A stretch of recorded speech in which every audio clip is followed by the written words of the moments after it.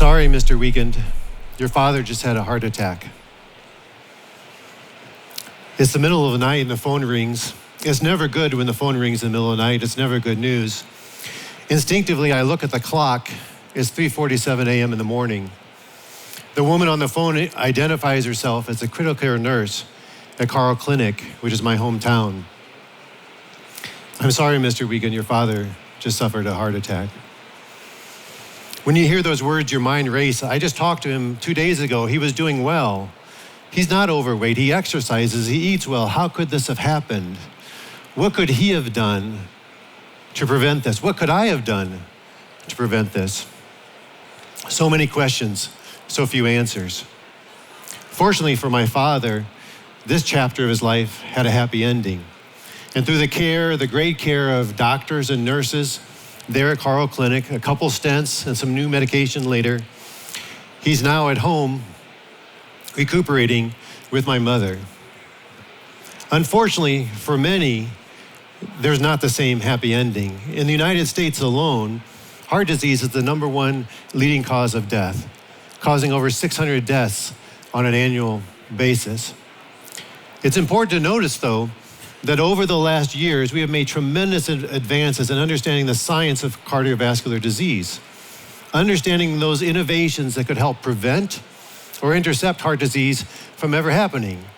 So we're talking about new dietary recommendations, nutritional solutions, behavioral solutions like proper exercise, as well as we identified a new class of compounds, the statins, to deal with elevated cholesterol.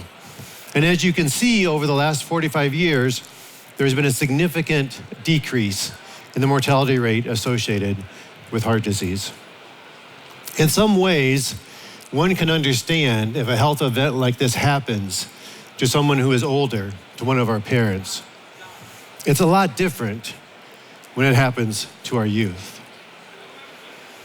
Let me introduce you to Kaisi Terry. Kaisi was born in October of 2009.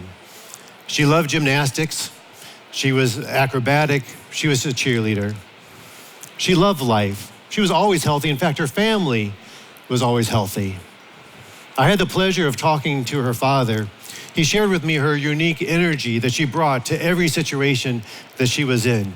He said it was almost palpable. You could feel it when Kaisi was in the room. In January of 2015, on a Sunday morning, she went to church like she normally did. After church, when she came home, she complained a little bit of a headache. And so her parents said, take a nap, which she did. And when she woke up, she felt fine. And she spent the rest of the evening playing with her brothers.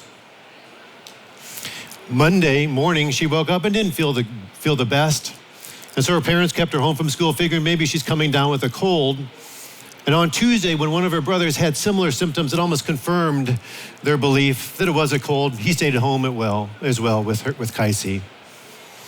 However, on Wednesday and Thursday, when her brother got better and Kaisi didn't, they knew something was wrong.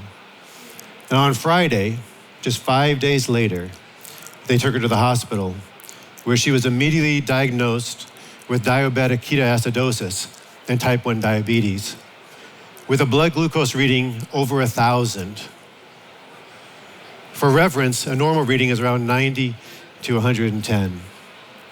They immediately life-flighted her to Salt Lake City, but on the way, she suffered 2 seizures and she fell into a coma. Now we know on Sunday, Kaisi wasn't perfectly healthy, and on Friday, she became diseased. Whether we know type 1, like a number of different diseases, a myriad of pathogenic processes were going on in her body for a number of years, attacking the very beta cells that she needed to maintain proper glucose control. But they were unseen, unknown, they're undetected. 6 months later, after a bout with pneumonia, Kaisi Terry passed away, just months before her 6th birthday.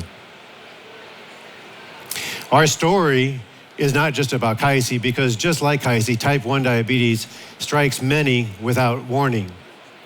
In the best case scenario, individuals are diagnosed with type 1, and they begin a journey with insulin, self-injecting themselves about 1,000 times a year. dealing with the fears of either low blood glucose or high blood glucose on a daily basis, the complications associated with that, as well as the dealing with the comorbidities of living with a chronic disease. Type 1 affects over 20 million people globally. And here in Finland, it affects 50,000 people, which is 1% of the population. On average, an individual with type 1 diabetes lives a shorter lifespan, about a decade less than their peers. But this disease is not just about the individual, it affects the lives and quality of lives of the individual's parents, their caregivers, as well as the ecosystem they're a part of, costing billions of dollars of years. Now, type 1 diabetes was first diagnosed or first seen back in 1552 BC. It was documented here in the Ebers Papyrus. For almost 3,500 years, type 1 was a fatal disease. There was no cure. In 1922, with the invention of insulin by Banting and Best, which wasn't a cure, it allowed it, though, to be treated as a chronic disease. One of the first individuals who was treated with insulin was a gentleman named Edward Mannheimer, diagnosed at Columbia Hospital in New York City at the age of 6. He lived to the age of 50 with insulin, treating his type 1, dealing with the complications, actually died at 50 with blindness. 90 years later, his great-granddaughter was diagnosed at the same hospital with the same disease. And in contrast to heart disease, where a number of innovations had occurred, her treatment was exactly the same as her great-grandfather. It was insulin. At Janssen, we believe the future of healthcare unveils a new and exciting paradigm. We'd like to share it with you. Imagine a future where every child, when they are born, are genetically screened, allowing their parents and the healthcare system to develop a plan to avert these future diseases. Imagine a future that as infants and as adults, each of us are constantly, passively being monitored by things like wearable sensors, an Apple iWatch, maybe even things like wearable contact lenses that are alerting ourselves as well as our healthcare providers to changes in our health and behaviors well before we would notice it ourselves, and allowing ourselves to avert the impending cases of disease. That when we go to dentists, no longer are we going there only to get our teeth cleaned, but by looking at our oral microbiome or through salivary biomarkers, we're understanding our risk of immunological or oncological diseases. When we go to the eye doctor, it's not just to get an eye checkup or to get a new set of glasses. We're now looking at microvasculature to understand our risk for stroke or type 1 diabetes in the future. This is our vision for the future of healthcare, where we're moving from a world of diagnose and treat to a world of predict and preempt. Moving from a place of disease care of today to healthcare of tomorrow. Now, as we've heard in our last speaker and throughout the day, this paradigm is now being enabled by the recent scientific and technology advances that are present, that have been ongoing here over the last number of years. In the very near future, in fact, we heard about it, it's happening today. Each of us will have a wide range of omics screened, whether it's our microbiome, metabolome, proteome, epigenome. Each of us will have core biomarkers that will be routinely monitored, that together will enable us to understand the diseases that we're susceptible to, as well as identifying if we are progressing toward those diseases. We'll know what we're susceptible to, and we'll develop solutions that will intervene, as we heard from the introducers, proactively before the traditional symptoms of these diseases are manifested in the clinical way. We're excited so much about this future. So to win, there's 3 critical paradigms that need to come to bear. First, it's all about risk identification. This is not about broad population health screening, which we know is not economically feasible. Rather, it's identifying those high-risk individuals who we know are both more motivated to engage, as well as we know makes more sense economically. Recently, as may have seen, there was broad population health screening in Korea for prostate cancer, but it wasn't economically sustainable. However, if we would have filtered that population and went after those who had maybe a family history or certain genetic susceptibility, the economics would have completely changed. Second, once we have this high-risk population, we need to monitor them to understand if the individuals are progressing toward disease. It's important to realize that not everyone who is genetically susceptible, let's say they have a certain HLA genotype that makes them high-risk susceptible for type 1 diabetes, will naturally progress to type 1 diabetes. And it's critical that we understand, are these disease-causing processes actually initiated so that we don't overtreat, but rather we treat those individuals who are actually progressing and with a high certainty are progressing toward disease. And then after we have this high-risk population, we know they're progressing toward disease, we provide a cadre of solutions.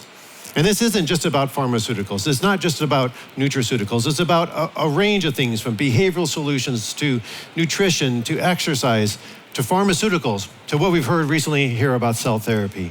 All that are personalized so that we're changing the world from personalized medicine to personalized health. We're keeping people healthy. So how does this new paradigm actually look? Let me give you two examples where we're already starting to see it today in real life. We're gonna go back to heart disease. Now, in heart disease, there's a high-risk population. They're called diabetics, or people with diabetes. There's a biomarker that we know that if there's elevated cholesterol, these individuals are progressing toward heart disease. And so what do? Do we wait for it to happen? No.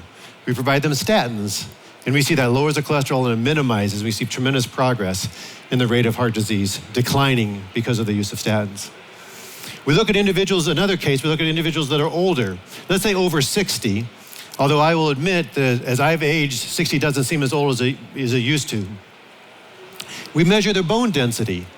And for those people who have low bone density, we provide them the class of bisphosphonates or osteoporotic drugs.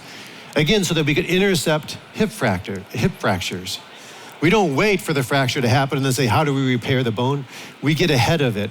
We're proactive. We predict and we preempt.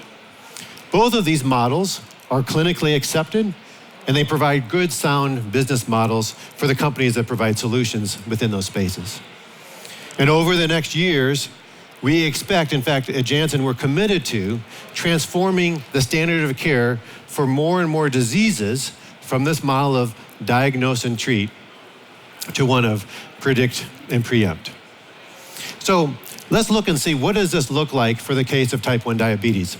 Now, I'm not going to use the next 2 minutes as a science lesson, but at a high level, on the right-hand side, on this side over there, your left-hand side, each of us starts with a normal functioning beta cell, which is important for glucose control.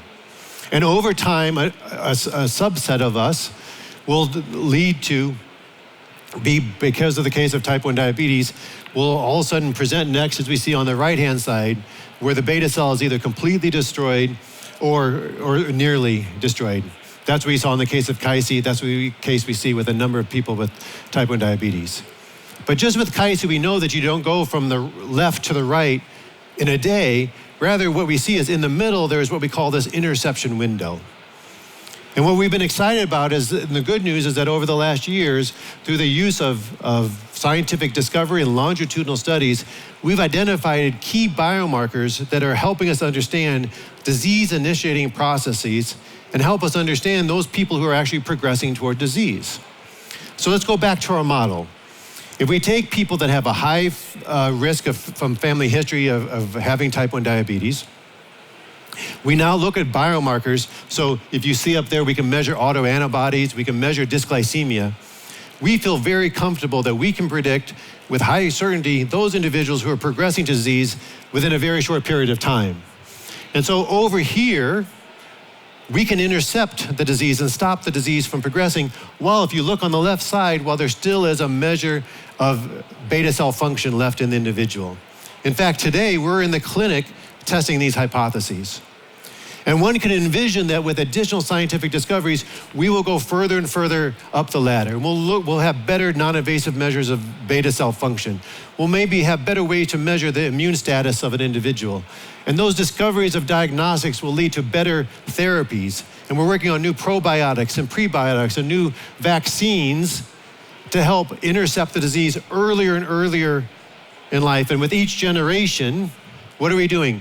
We're moving further away from disease to health, moving from personalized medicine to personalized healthcare. Kaisi, her parents, the millions of people who are progressing to type 1 diabetes, as well as the millions that have it, are our inspiration to create this new paradigm. Imagine if just a few years ago, or even just yesterday, if someone had asked you to imagine a world without disease, it would have seemed like a pipe dream. But now you're seeing today this dream is becoming a reality. I can envision a world without disease. I hope you can too. See you there. Thank you very much.